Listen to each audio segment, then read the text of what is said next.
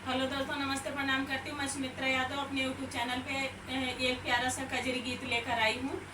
और मेरे चैनल का नाम है सुमित्रा सोहर 001। इसको फुल वॉच करके सुनना और लास्ट तक बने रहना, जब भी कजरी गीत का आनंद आएगा।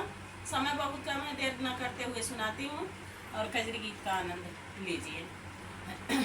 कजरी खेला बना ग तोरे फन पे, जब घर रहबया के लीना। कजरी खेला बना ग तोरे फन पे, जब घर रहबया के लीना। जब घर रहबया के लीना। कजरी खेला बना ग तोरे फन पे, जब घर रहबया के लीना। सोने की थाली में जेवन परोस्यूं, सोने की थाली में जेवन परोस्यूं। जेवाना जेवा बना ग तोरे फन पे, जब घर रहबया के लीना। जेवाना जेवा बना ग तोरे फन पे, जब घर रहबया के लीना। कजरी खेला बना ग तोरे फन पे, जब घर रहबया के लीना।